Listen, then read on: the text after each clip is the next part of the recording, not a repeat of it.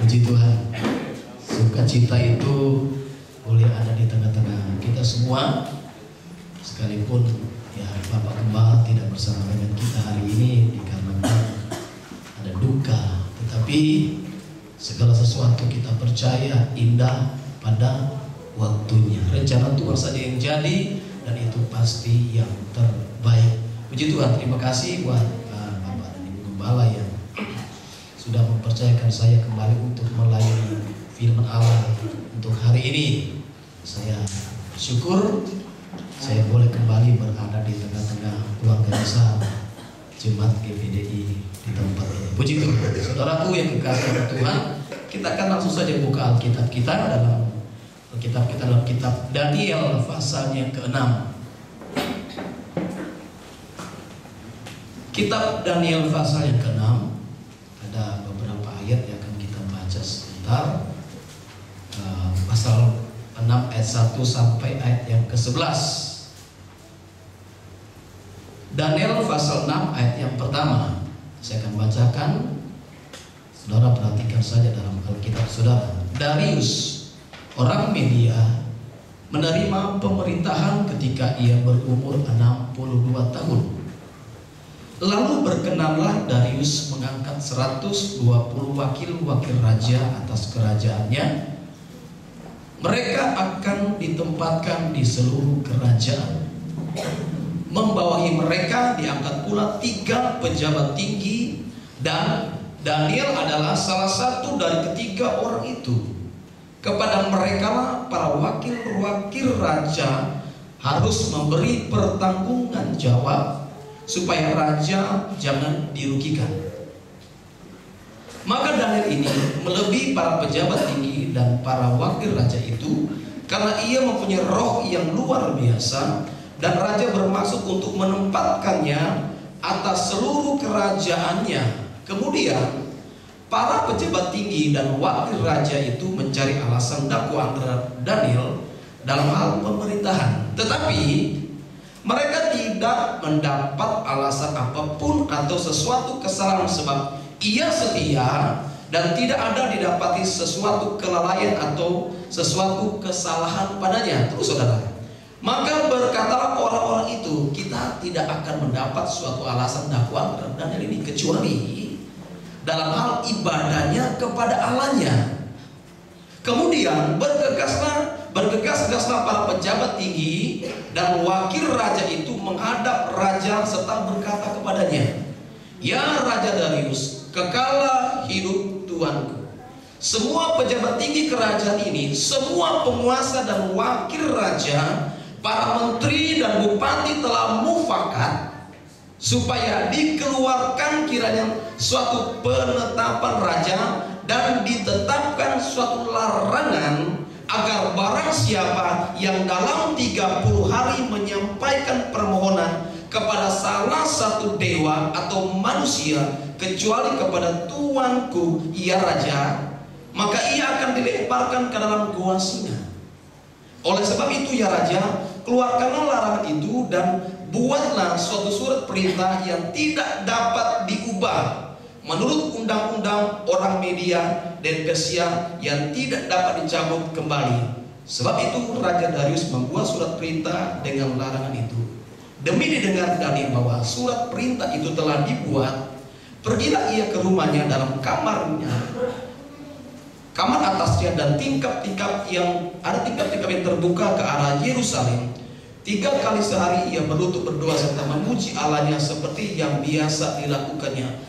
Lalu orang-orang itu bergegas-gegas masuk dan mendapati Daniel sedang berdoa dan memohon kepada Allahnya. Kemudian perhatikan saudara, mereka menghadap raja dan menanyakan kepada tentang larangan raja. Bukankah Tuanku mengeluarkan satu larangan supaya setiap orang yang dalam 30 hari menyampaikan permohonan kepada salah satu dewa atau manusia kecuali kepada tuanku ya raja akan dilemparkan ke dalam gua singa? Jawab raja, perkara ini telah pasti menurut undang-undang orang Media dan Persia yang tidak dapat dicabut kembali. Lalu kata mereka kepada raja, Daniel, salah seorang buangan dari Yehuda, tidak mengindahkan tuanku ya raja. dan tidak mengindahkan larangan yang Tuanku keluarkan. Tetapi 3 kali sehari ia mengucapkan doanya. Setelah raja mendengar hal itu, maka sangat sedihlah ia, dan ia mencari jalan untuk melepaskan Daniel. Bahkan sampai matahari masuk, ia masih berusaha untuk menolongnya. Lalu bergegas-gegaslah orang-orang itu menghadap raja, serta berkata kepadanya, ketahuilah ya raja, bahwa menurut undang-undang orang Media dan Persia, tidak ada larangan atau penetapan yang dikeluarkan raja yang dapat diubah. Sesudah itu raja memberi perintah, lalu diambillah Daniel dan dilemparkan ke dalam goa singa. Berbicara raja kepada Daniel, Allahmu yang kau sembah dengan tekun, dialah kiranya yang melepaskan engkau. Maka dibawalah sebuah batu dan diletakkan pada mulut gua itu. Lalu raja mencap itu dengan cincin materainya, dengan cincin materai para pembesarnya, supaya dalam hal Daniel tidak dibuat perubahan apa-apa. Lalu pergilah raja ke istananya berpuasa. Semalam-malaman itu ia tidak menyuruh datang penghibur-hibur, dan ia tidak dapat tidur. Perhatikan saudara, pagi-pagi sekali ketika fajar menyising, bangunlah raja dan pergi dengan buru-buru ke gua singa. Dan ketika ia sampai dekat gua itu, berserulah ia kepada Daniel dengan suara yang sayu. Berkatalah ia kepada Daniel, hamba Allah yang hidup, Allahmu yang kau sembah dengan tekun, telah sanggupkah ia melepaskan kau dari singa-singa itu? Lalu kata Daniel kepada raja, ya raja, kekalah hidupmu. Puji Tuhan saudara, haleluya. Dari cerita tadi sangat luar biasa, berbicara seorang Daniel, seorang tokoh Alkitab yang sangat-sangat luar biasa dipakai Tuhan pada waktu itu. Dan kita sudah lihat beberapa hal pembelaan-pembelaan Tuhan nyata bagi pribadi seorang Daniel. Alkitab dengan jelas sekali pada waktu masa pemerintahan Raja Darius, raja ini mengangkat saudara beberapa petinggi-petinggi, beberapa pejabat-pejabat untuk membawahi bidang-bidang. Begitu banyak yang dilantik, dan untuk memimpin daripada bawahan-bawahan yang baru dilantik itu, dia akan mengangkat lagi 3 setara menteri, 3 setara wakil raja itu, untuk memberikan laporan-laporan dalam hal pemerintahan saudara. Alkitab mencatat dengan baiknya, dengan manis dan luar biasanya, dari ketiga perwira tinggi itu, dari ketiga pejabat tinggi itu, Daniel salah satu yang akan dipilih. Tetapi ketika kita baca tadi, ada beberapa hal yang kita akan belajar di sini. Ternyata saudara, sukses seseorang itu banyak orang gak suka, ya kan?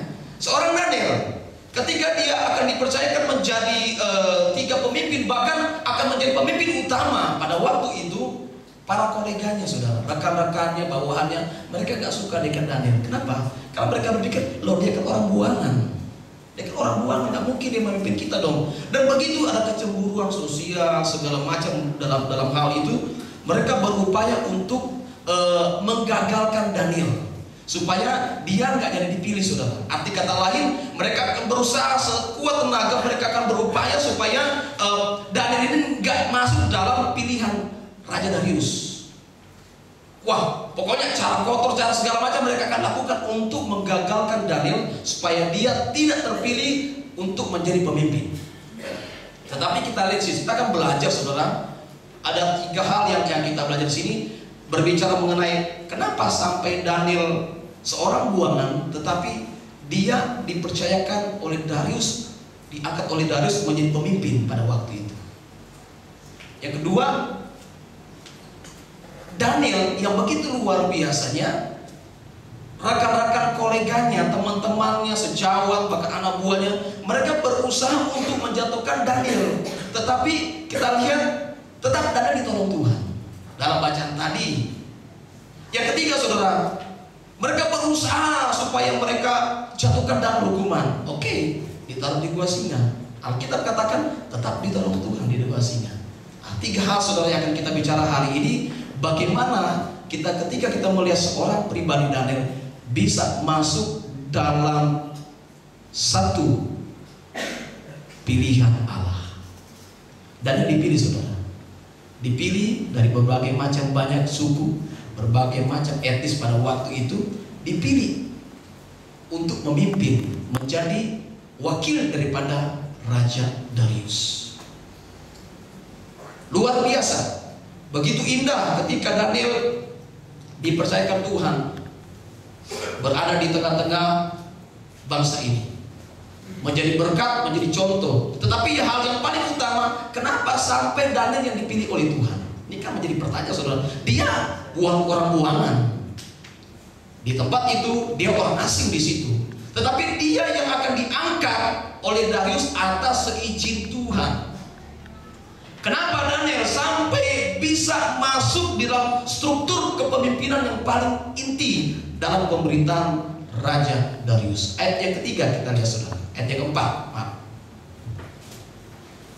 Maka Daniel ini melebihi para pejabat tinggi dan para wakil raja itu, karena ia mempunyai roh yang luar biasa, dan raja bermaksud untuk menempatkannya atas seluruh kerajaannya. Perhatikan baik-baik, saudara. Perhatikan baik-baik. Kenapa sampai seorang Daniel, seorang buangan, dapat dipilih untuk menjadi wakil raja, pejabat tinggi pada waktu itu, saudara? Ketika kita baca, kita temukan di situ bahwasanya Alkitab mencatat di sini bahwasanya karena ia mempunyai roh yang luar biasa. Artinya di sini kenapa Daniel seorang buangan bisa dipakai di tengah-tengah bangsa itu? Karena Daniel dipimpin oleh Roh Kudus. Penting peran Roh Allah itu bekerja bagi kita umat manusia. Dia orang buangan, saudara, nggak masuk hitungan sebenarnya, tapi dipakai oleh Allah. Kenapa? Karena Tuhan melihat bahwa sang pribadi Daniel adalah seorang pribadi yang mau dipimpin oleh Roh Kudus, oleh Roh Allah. Penting, saudara, penting sekali hidup kita dipimpin oleh Roh Kudus. Karena tanpa Roh Allah kita tidak mampu melakukan sesuatu barang apapun juga. Sekuat, sehebat, sejagonya kita tidak akan bisa. Hanya Roh Kudus yang mampu memimpin kita kepada kebenaran demi kebenaran itu. Daniel lakukan itu, saudara. Dia berhikmat, dia luar biasa. Tetapi yang Tuhan lihat, Tuhan pakai dia di tengah-tengah bangsa itu karena Tuhan melihat Daniel dipimpin oleh Roh Allah. Kita satu ayat, saudara, dalam Roma pasalnya yang ke-8.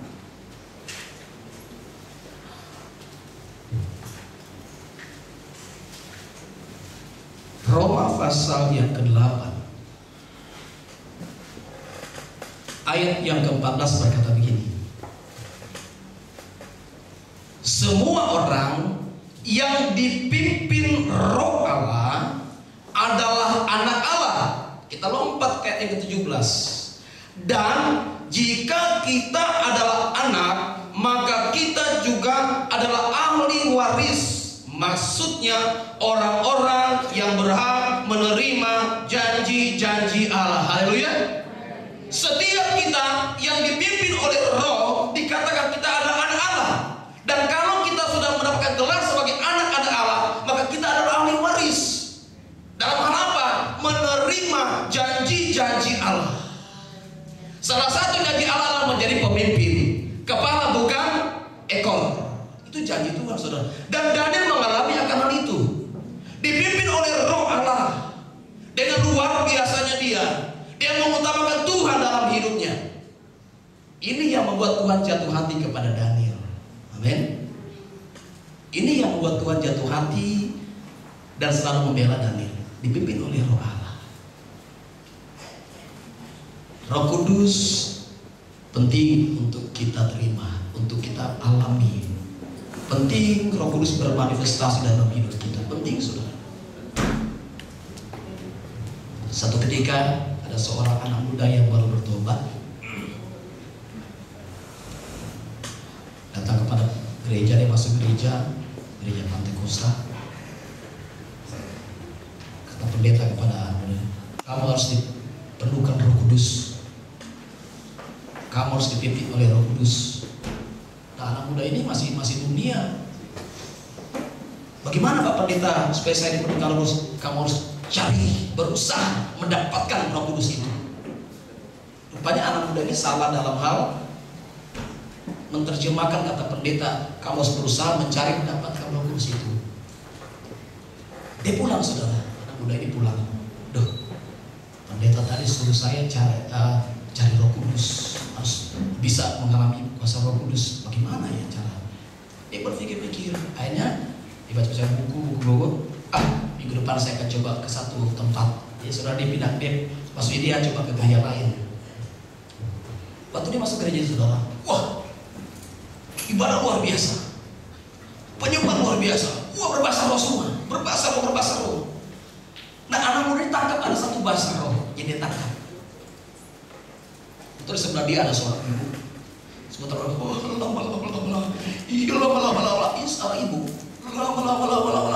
itu bahasa roh. Nah, pemuda ditangkap, oh berarti ini bahasa roh. Lama. Oke, dia simpan, pulang lagi. Wah, saya sudah dapat satu nih berbahasa roh. Kan pendeta kan. Terus sampai minggu besok masuk gereja. Gimana? Sudah om, tapi belum lengkap. Saya masih penasaran karena om pendeta bilang mesti berbahasa roh. Saya sudah dapat, sudah memiliki berbahasa roh sudah, tapi belum sempurna. Oke, pulang saudara. Minggu depan dia pergi lagi satu gereja lagi yang lain lagi saudara.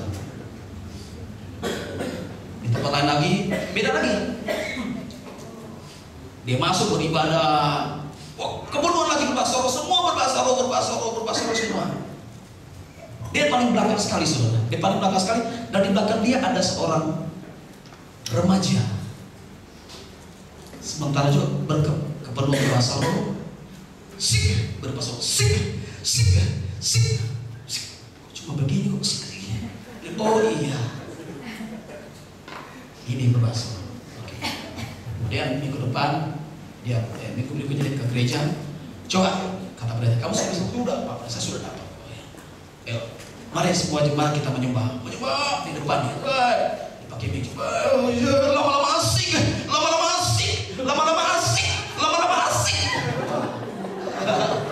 Dapat saudara. Pada pakai sini kan. Kamu dapat dari mana itu? Dari gereja satu om, lama-lama dapat. Asik. Jadi ini ya lama-lama asik om. Salah di dalam menerjemahkan. Penting kita dipenuhkan Roh Kudus, penting kita harus berusaha, tetapi tidak sama seperti pemuda tadi. Salah mengartikan perkataan seorang pendeta. Kamu harus dipenuhkan, membaca roh, kamu cari sampai dapat. Dia cari. Jadi ketika dia dengar ada orang berbahasa roh, itu lama-lama dia simpan. Dia sana lagi, jadi ya diterjemahkan setelah jadi sakul, lama-lama asik. Asik saudara. Tetapi satu konsep yang kita lihat kepada seorang Daniel, memang pada intinya dia sudah hidup dalam kepenuhan Roh Kudus.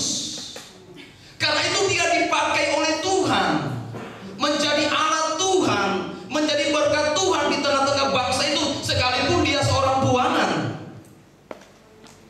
Luar biasa.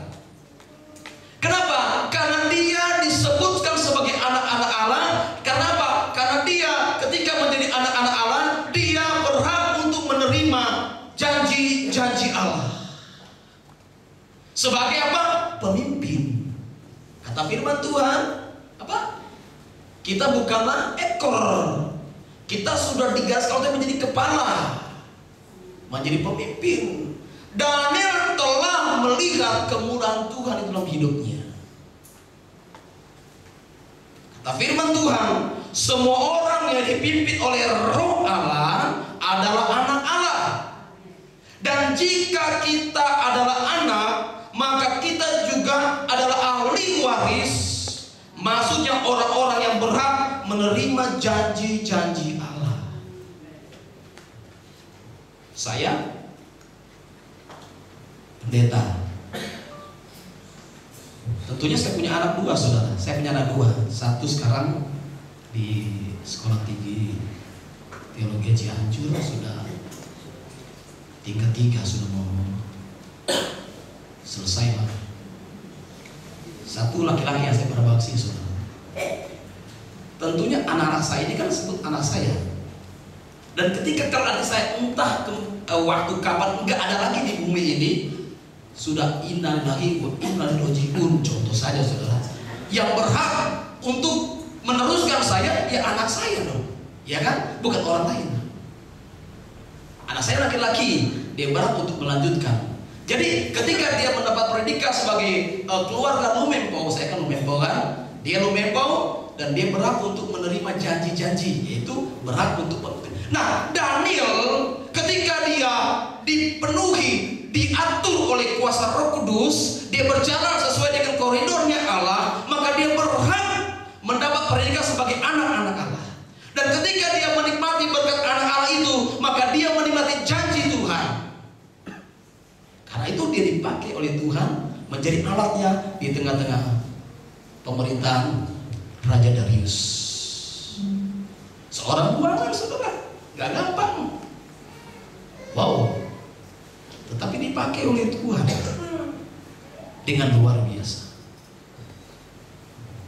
Yang kedua, tadi Daniel dipakai oleh Tuhan karena dia dipilih oleh Tuhan karena dia dipimpin oleh Roh Allah. Yang kedua, ayat yang kelima, kemudian para pejabat tinggi dan wakil raja itu mencari alasan dakwah terhadap Daniel dalam hal pemerintah, tetapi mereka tidak mendapat alasan apapun atau sesuatu kesalahan, sebab ia setia dan tidak ada didapati sesuatu kelalaian atau sesuatu kesalahan padanya. Perhatikan baik-baik. Ketika Daniel sudah diangkat menjadi petinggi pada waktu itu, koleganya berusaha menjatuhkan dia. Bahkan mereka cari sasaran dalam hal pemerintahan. Mereka berupaya mencari kesalahan Daniel. Tetapi kata firman Tuhan, di sini pun Tuhan bela Daniel, saudara. Di sini pun Tuhan bela Daniel. Tuhan tidak izinkan orang-orang yang akan merugikan Daniel masuk dalam pribadi Daniel. Tuhan tidak izinkan. Dan Tuhan membela Daniel. Di mana letak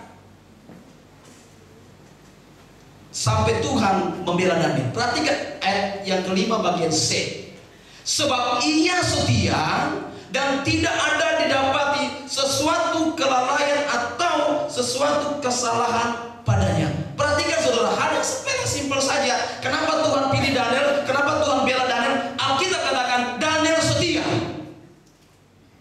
kepada Tuhan dan kepada negara, kepada pemerintah Raja Darius. Dia tidak seorang pembangkang, enggak saudara. Dia bukan pemelawan, bukan. Alkitab katakan Daniel setia, setia kepada Allahnya dan setia kepada rajanya. Ini yang membuat Tuhan jatuh hati kepada Daniel. Ternyata konsep kesetiaan sih sangat luar biasa. Kita lihat bahwasanya, wow, Daniel setia banget kepada Tuhan, kepada rajanya, dan itulah yang membuat Tuhan jatuh hati untuk tetap membela Daniel. Setia, saudara. Coba kita lihat dalam satu firman Tuhan dalam kitab Lukas. Lukas pasal 16.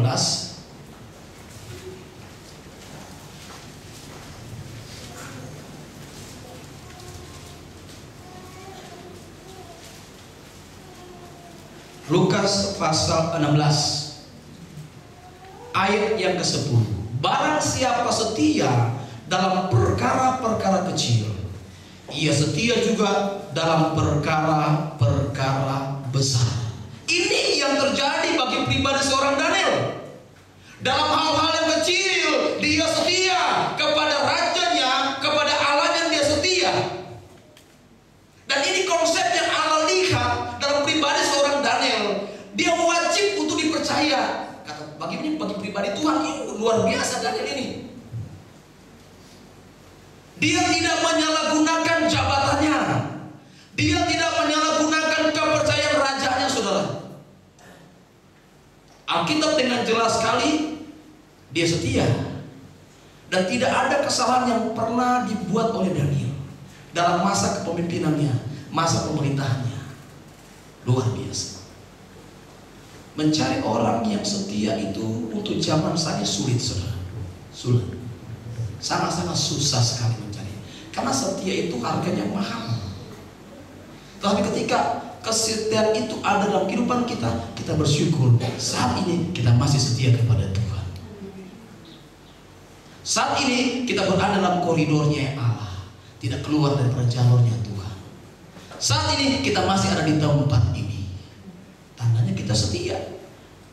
Kalau kita sudah membuktikan kesetiaan kita kepada Tuhan, maka kita akan melebihi daripada Daniel, dibela, ditolong dan dilindungi oleh Tuhan. Ini banyak saudara, ada ratusan orang loh yang ingin menjatuhkan dia, tetapi tidak bisa semua. Karena apa? Karena Allah melihat sosok Daniel adalah pribadi yang setia kepada Allah pun kepada pemerintahan Raja Darius. Ini menjadi satu nilai tersendiri bagi Tuhan untuk memilih seorang Daniel. Setia itu mahal. Satu ketika saudara, saya mau kesaksian lagi, cerita lagi. Ada cerita seorang pendeta ini. Ini pendeta ini hidup di pedalaman, sekali. Jemaat cukup banyak jemaatnya. Dia melayani dengan sudah puluhan tahun dia melayani dengan istri di situ. Kemudian dia menerima beberapa hamba dari kota-kota besar untuk adakan ibadah di akhir. Satu kali si pendeta ini bertanya kepada tamu yang dari kota, "Bro, gimana di kota?" Dia katakan, "Wah, di kota ya beda di sini, bro. Kalau di kota ya lumayan lah. Pelayanan di kota mantap." Ketika tim ini pulang, si pendeta berpikir, "Aduh," kata pendeta tadi, "di kota bagus. Di kota jemaatnya luar biasa. Di kota jemaatnya pintar-pintar." Akhirnya si pendeta ini dia berpikir panjang. Dia mengambil keputusan. Dia telepon kepada pimpinan sinodenya, dia katakan, "Pak Ketua, kenapa? Saya izin apa? Saya tolong dipindahkan saya. Dari sini saya mau pindah saya ke kota. Kenapa? Karena yang saya lihat jemaat yang saya pimpin di sini selama berpuluh-puluh tahun bodoh-bodoh semua. Bodoh semua. Sedangkan yang saya dapat informasikan kalau di kota jemaatnya pintar-pintar, militan-militan. Jadi tolong saya carikan tempat di kota dan saya akan pindah ke kota saja." Seminggu kemudian dapat kabar berita, di telepon, "Berarti bro semua pindah?" "Iya, karena jemaat-jemaat saya lain di sini, di kampung sini, orang makan di sini, majelis lahir di sini, terus sudah dari kecil saya sudah sekolah minggu." "Berarti kamu tahu semua cerita kita?" "Tahu Om." "Wah Yohanes, Om, saya tahu semua." "Oh gini, Yohanes, Om mau tanya sama kamu. Kamu jawab dengan jujur dan pasti." "Iya Om." "Om mau tanya sama kamu, siapa yang merobohkan tembok Yeriko?" Menangis. "Bukan kita Om." "Oh, bukan Yohanes Om. Yohanes tidak pernah berani merobohkan tembok Yeriko. Bukan Yohanes Om." Dia nangis. Kan kamu pintar sekolah minggu. Om mau tanya sama kamu, Yohanes, kamu berkata jujur, kamu tahu siapa yang merobohkan tembok Yeriko?" "Oh, bukan Yohanes Om. Minta ampun Om." "Oh, bukan Yohanes." Dia menangis, anak kecil menangis. "Bukan Yohanes Om yang merobohkan tembok Yeriko." Yohanes nggak tahu Om, bukan Yohanes Om. Datang ke sekolah minggu keluar. "Kamu keluar sini. Loh, kenapa Yohanes nangis Om? Sini. Kamu siapa?" "Saya guru sekolah minggu Om." "Sudah berapa lama kamu jadi guru sekolah minggu sini?" "Ya kurang lebih 15 tahun Om." "Wih, berarti kamu sudah pintar Om." Om tanya tadi sama Yohanes, "Yohanes, siapa yang kasih roboh tembok Yeriko?" Dia bilang nggak tahu. Yang guru sekolah minggu berkatanya, "Iya Om, betul Om. Yohanes orang yang baik-baik Om. Dia nggak mungkin kasih roboh itu jadi tembok Yeriko Om. Nggak mungkin Om. Saya tahu, saya kenal Yohanes Om. Dia jujur. Dia nggak mungkin kasih roboh itu tembok Yeriko." Oh ya gini, "Loh, sekarang saya mau tanya sama kamu. Siapa yang kasih roboh tembok Yeriko?" "Wah, apalagi saya Om. Saya nggak tahu Om. Kita berdua orang baik-baik di sini Om. Mereka Om." Aduh, stres Om ya kan. "Wah, cepat masuk lagi." Ibadah minggu saudara. Siangnya ibadah. Habis khotbah marah-marah pendetanya. "Sekarang saya minta rapat majelis mendadak. Semua masuk, yang bagian majelis masuk. Selesai ibadah kita rapat." Ini majelis semua, sekretaris gereja semua. Dia bilang, "Bukan main di sini." Rupanya majelis bingung kan. Ini Om pendeta baru 3 bulan sudah bikin lagi dia ini. Ada apa lagi di sini? Saya bingung sekali sini kalian ini. Saya tadi ketemu dengan anak kecil nama Yohanes. Kata Kata sekretaris gereja, "Om, itu saya punya anak." "Oh, itu anak kamu?" "Iya, Om. Tadi saya tanya sama dia." "Apa, Om?" "Saya tanya sama Yohanes tadi, siapa yang merobohkan tembok Yeriko?" "Dia nangis dan nggak tahu." Kata bapaknya, "Oh iya, Om. Saya tahu, Om. Saya yang mendidik anak saya. Dia jujur, dia nggak tahu, Om, siapa yang merobohkan tembok Yeriko." "Bener, Om. Dia nggak mungkin bohong, Om. Guru sekolah minggu pun tahu dia orang jujur. Yohanes anak kami baik, Om." Loh, jadi saya tanya bapak, "Pak sekretaris gereja?" "Iya." "Sudah berapa lama, Pak?" "Saya sudah 25 tahun jadi sekretaris gereja sih, Om." "Terus sekarang saya mati bapak, siapa yang kasih robot tembok Yeriko?" "Oh, Om, jangan tuduh saya dong. Bukan saya, bukan itu, Om. Saya nggak tahu apa, Om. Pokoknya saya nggak tahu apa." Ketika ribut begitu, saudara, satu manis seperti ini, "Sudah, Om, kita stop di sini. Gak usah ribut. Untuk solusinya mencari siapa yang merobohkan tembok Yeriko gak usah, Om. Jadi bagaimana caranya? Sekarang kita bikin panitia pembangunan. Terus kita bangun itu tembok Yeriko, kan aman jadi." Kata pendeta, "Tuhan tolong kembali kita ke desa." Butuh kesetiaan, saudara. Amin. Sesusah-susahnya di desa itu ya situ aja dia kalau sebenarnya nggak perlu lagi. Butuh kesetiaan. Kesetiaan itu harganya mahal. Ketika dia telepon kepada bibinya untuk pindah lagi, nggak bisa, sudah ada di sana. Dia menyesal. Penyesalan terakhir, saudara. Daniel ditolong dibela Tuhan karena dia setia. Dia tidak pernah bergerak yang tidak kepada Tuhan maupun kepada negaranya. Dia baik, dia jujur, dia adil. Ini yang membuat Tuhan jatuh hati kepada Daniel. Bukan sama seperti pendeta tadi, karena jemaat Boda pindah ke Jakarta, ke kota maksudnya kan, untuk lebih lagi. Ternyata ya dia butuh kesetiaan itu ditantang oleh Tuhan. Ya kan? Sekarang saya tanya sama jemaat di sini, kira-kira siapa yang kasih robot tembok Yeriko ya?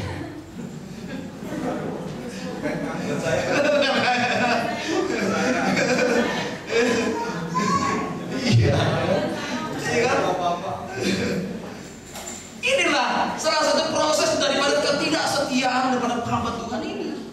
Daniel setia, saudara, luar biasa, dipakai oleh Tuhan.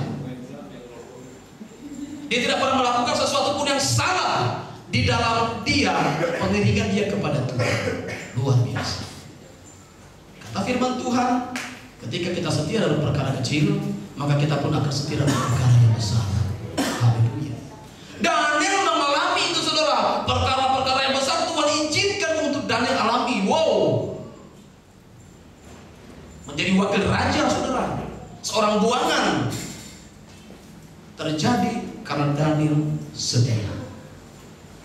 Ketika kita setia kepada Tuhan, tidak ada yang mungkin bagi Tuhan untuk mengangkat kita menjadi sesuatu yang luar biasa di mata Tuhan, pun bagi negara kita. Haleluya. Tidak ada yang mustahil bagi Allah. Ketika kita mengalami katakan, "Tuhan tolong, kok begitu susah." Tapi ketika kita setia terus, suatu waktu nanti Tuhan akan angkat kita dari kesusahan itu. Ketika kita katakan, "Tuhan, saya sudah gagal demi gagal dan gagal lagi." Tapi ketika kita setia terus di tengah kegagalan, kita setia, maka Tuhan akan mengganti kegagalan itu dengan keberhasilan yang wow. Daniel mengalami tokoh Alkitab yang sangat luar biasa, dipakai, ditolong Tuhan karena dia setia. Yang ketiga, saudara, kita lihat yang membuat Tuhan jatuh hati kepada Daniel. Ayat yang ke-11.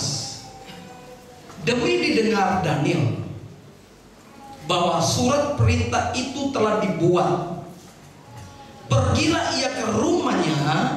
Dalam kamar atasnya ada tingkap-tingkap yang terbuka ke arah Yerusalem.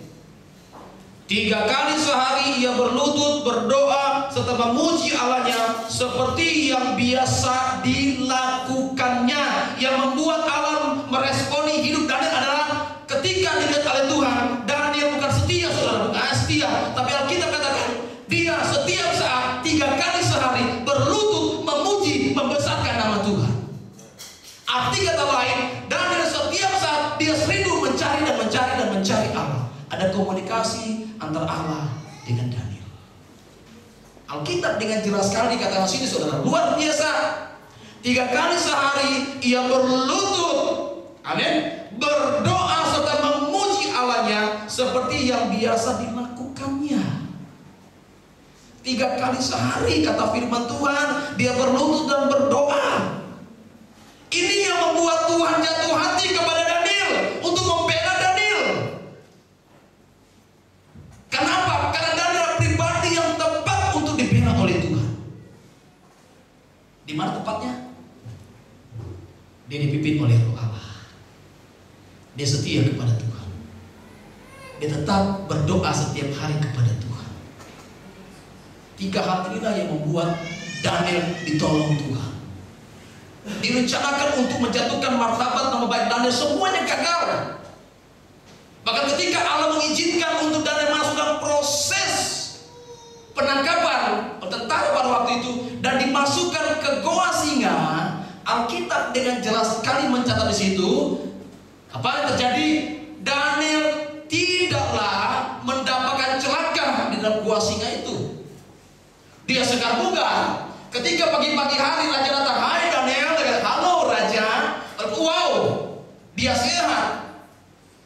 Alkitab pasal berkata, saudara, ketika itu raja memerintahkan untuk menangkap orang-orang yang menjatuhkan Daniel. Dan ketika itu mereka belum saja saudara dilempar ke lubang yang jauh sekali, baru di pintu goa singa mereka langsung digoyahkan oleh singa, diterkam, dirobek, dimakan oleh singa. Tetapi Daniel enggak. Semalam-malaman berada di goa singa, dia dibela, dilindungi oleh Tuhan. Ini janji Tuhan yang luar biasa, saudara, yang patut kita aminkan.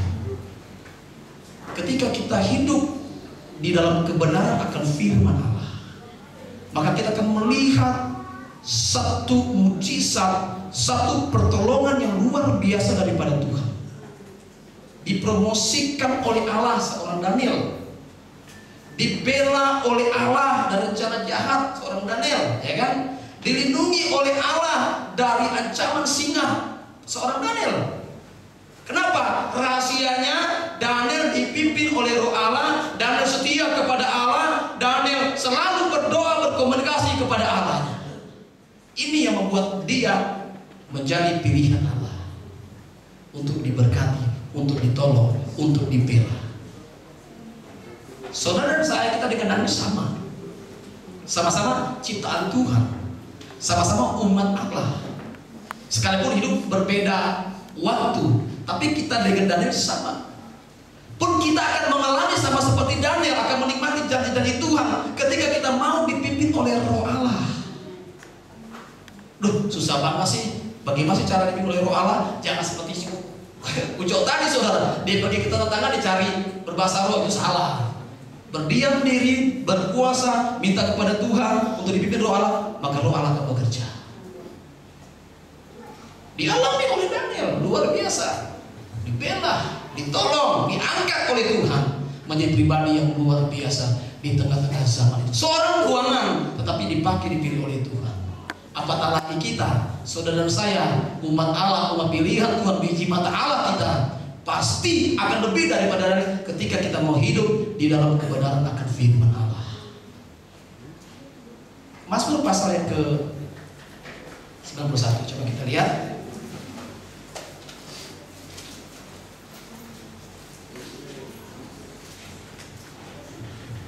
Mazmur 91 ayat 9 berkata begini, sebab Tuhan ialah tempat perlindunganmu, yang maha tinggi telah kau buat tempat perteduhanmu. Malapetaka tidak akan menimpa kamu, dan tulan tidak akan mendekat kepada kemahmu, sebab malaikat-malaikatnya akan diperintahkannya kepadamu apa? Untuk menjaga engkau di segala jalanmu. Haleluya. Ini cara kerja Allah yang tidak bisa sama dengan manusia. Kalau Allah yang bekerja, amin, luar biasa. Segala sesuatu akan menjadi indah, segala sesuatu akan menjadi luar biasa karena Allah yang bekerja. Nah, kalau kita rindu Allah yang bekerja, ya kita ingat pribadi Daniel. Ikuti, turuti apa yang menjadi pengalaman hidup Daniel. Dia tidak pernah keraskan hati yang mau dipimpin oleh Tuhan. Dia dibela dipimpin oleh Tuhan, karena dia tahu kunci sukses dia dan terlatih apabila dia sungguh-sungguh mau dipimpin oleh Tuhan dan sungguh-sungguh dipimpin oleh Tuhan. Konsep yang Allah tawarkan hari ini, saudara, ketika kita melihat pribadi Daniel yang begitu luar biasa, dipakai oleh Tuhan, diberkati, ditolong, dibela, ya kan? Mungkin kita berkata, bisa nggak saya seperti Daniel? Bisa. Bisa, saudara, tidak ada yang mustahil bagi Tuhan. Bisa, yang penting kita kerjakan apa yang menjadi bahagian kita. Nanti kelak Tuhan yang akan mengerjakan bahagiannya Tuhan. Bagian kita apa, saudara? Sama seperti Daniel, dipimpin oleh Roh Allah, setia kepada Tuhan, setia untuk tetap berdoa berkomunikasi dengan Tuhan. Bagian kita, bagian Tuhan apa? Bagian Tuhan, maka Tuhan akan mencurahkan apa yang menjadi kebutuhan kita. Apa yang menjadi keperluan kita yang paling inti, Tuhan akan memberikan itu. Kenapa? Karena Tuhan lihat, oh sudah cukup engkau untuk ditolong, sudah masuk dalam kategori engkau akan ditolong. Jadi saudara, Tuhan punya prioritas juga loh. Ketika Tuhan ingin menolong kita, ketika Tuhan ingin menyatakan kuasa kepada kita, Tuhan juga menentukan prioritas. Ada hal-hal yang Tuhan inginkan untuk kita kerjakan. Dan Daniel masuk dalam satu kategori Allah.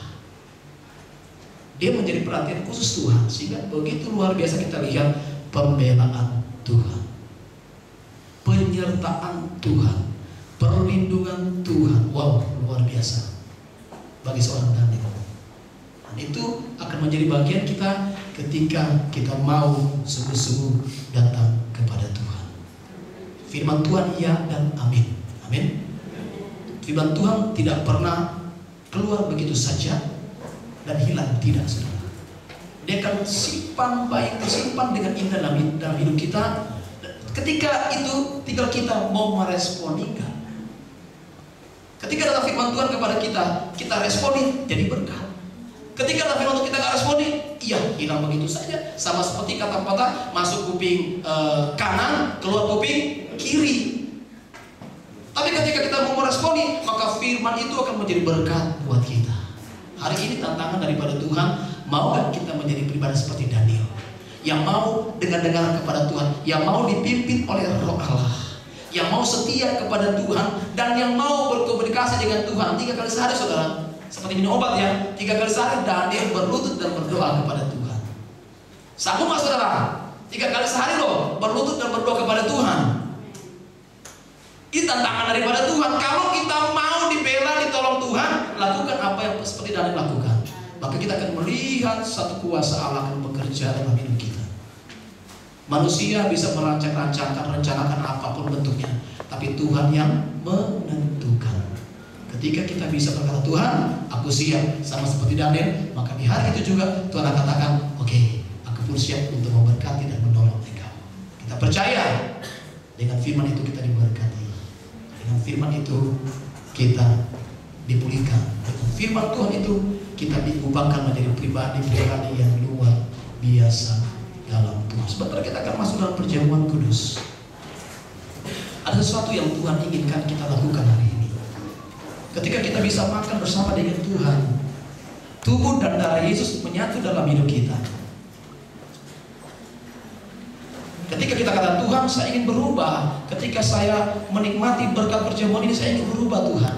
Tapi di balik perkataan kita itu, sudahkah kita melakukan apa yang Tuhan inginkan dari kita? Yaitu, lakukanlah apa yang menjadi bahagian kita, tentunya untuk menyerahkan Tuhan. Maka bagian Tuhan akan lakukan dalam kehidupan saudara dan saya. Puji Tuhan, saya undang pemain musik.